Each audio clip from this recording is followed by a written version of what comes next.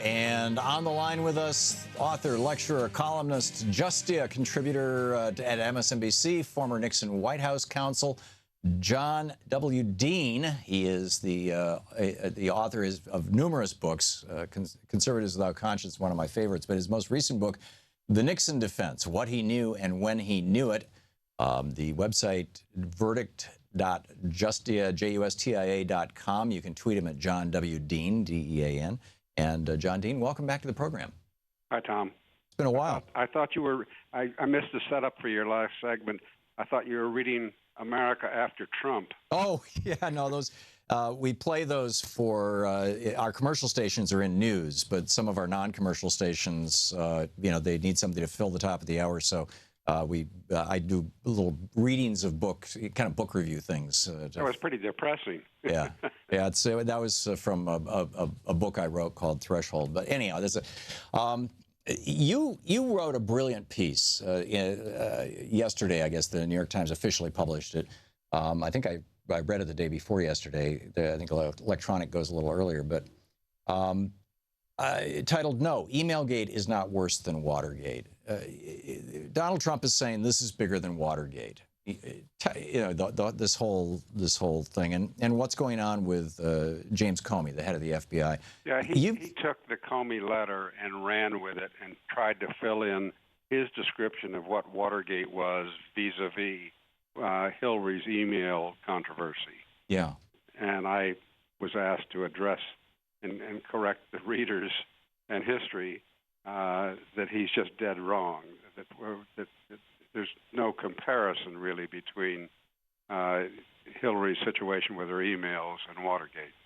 It's sort of like, when people make Hitler comparisons, you almost have to go back and say, well, no, here's what actually happened during World War II, Right. And Watergate has become such a cliche, and increasingly young people, politically active people, have no direct recollection of it. They were not, as you and I were, alive at the time, and paying attention.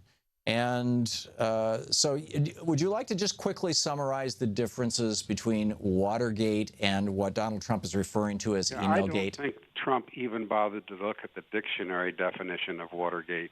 And this has been true since Steve Bannon arrived at his campaign headquarters, where they feed in the Breitbart view of the world, which has a lot of the stuff he's repeating about Watergate.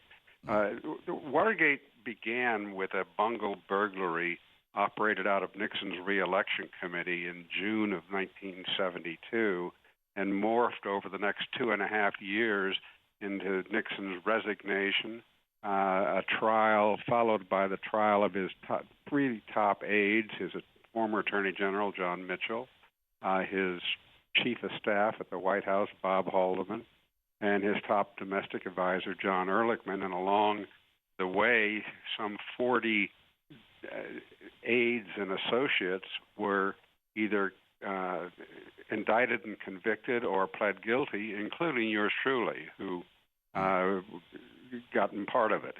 Yeah. I was actually the one who blew it up. I remember the cancer on the presidency. The whistleblower. I tried to convince them internally that this was insane and failed, and so I broke rank. But anyway, that's a whole other story. And when you compare Nixon's effort to literally criminalize his presidency and corrupt much of the executive branch, misusing agencies like the CIA and the FBI and using the IRS to attack his opponents who he perceived as enemies, and other instruments like the antitrust law to go after corporations that didn't support him. It was pretty vicious stuff. Now, not everybody knew everything he was doing, but it was a pretty broad conspiracy. Now, that isn't even in the same league of the mistakes that Hillary made in wanting to keep her BlackBerry with its email account when she became Secretary of State. She's of that generation that's kind of transitional and is not necessarily tech savvy, and so she had mastered her BlackBerry, and understandably didn't want to have to go through the labor of learning a very antiquated State Department system. The government is sadly is not very tech cutting edge, and that made it just all that much more difficult, as well as her. In fact, Uma Abedin, whose email is now being looked at by the FBI. One of the reasons they say they think she had so many emails on there is that she used her own laptop to print out emails for the Secretary of State as her top aide, because it was just so difficult to use the State Department system. Anyway, these, as the FBI report shows, there was no criminal intent in any of this. This was just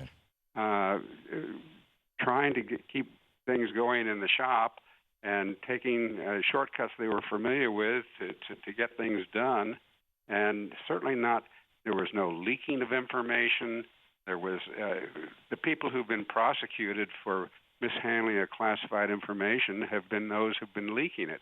And there's really only showing of some of the emails that got into her system were classified after the fact. 2 or 3 had less than accurate classification markings on them that got into her emails. And the Republicans and Trump have just made a huge deal out of what is really a tempest in a teapot. So that's what I tried to address in the op-ed I did for the New York Times. It's still up today. Yeah. I was pleased that the Times said it had a huge response. Hundreds of thousands of people That's great. read it, so That's that great. was good. You were the lawyer for Richard Nixon. You were White House counsel. Right. So as an attorney, a level job at the White House, still is. yes, and as an attorney, a trained attorney, you understand not just the law, but as a White House attorney, you understand you had to and I'm sure over the years since then you've broadened your knowledge of executive branch law. And what are your thoughts on the director of the FBI, James Comey? We have Harry Reid saying, wait a minute, Comey is investigating Trump and possible associations with Russian plutocrats or billionaires or maybe even the government, who knows, whatever. And they're investigating Hillary Clinton and whether her email was appropriate and secure. But he's not talking about his investigation with Trump because that's inappropriate. But he is talking about his investigation of Hillary Clinton. And that's inappropriate and, in fact, maybe a violation of the Hatch Act. What are your thoughts on this? Well, I actually was at the Justice Department. I was the Associate Deputy Attorney General before I went over to the White House. And there's just no question he's violated both the regs at the Department of Justice as well as the policy that is not in writing other than a memo from the Attorney General, but it's not a part of the Code of Federal Regulations that governs the Department of Justice. He's violated both of them.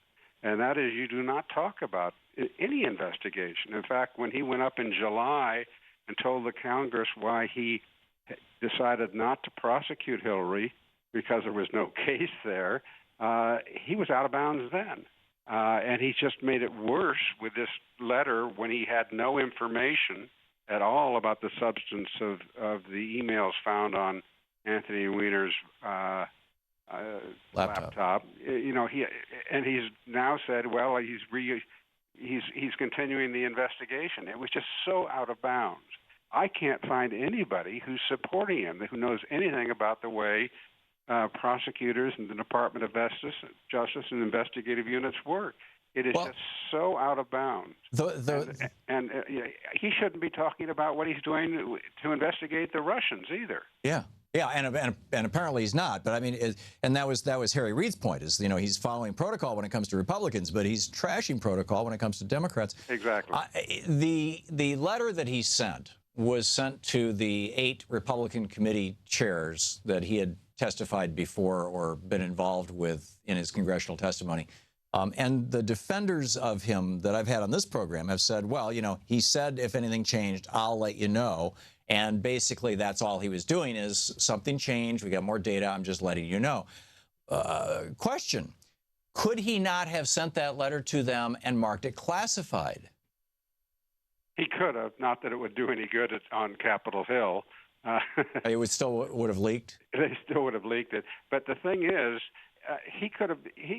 what he could have done and should have done is if he was worried about the fact he needed to update his testimony, he could have sent his liaison man to both the House and the Senate. They're different men who work both, or women, possibly now, and just told these chairs that there has been a development. He cannot report on it because of the regs of the department, but he just wants to alert that as soon as the election is over, he is going to have some additional information for them. Right. Boom. Right. What do they say?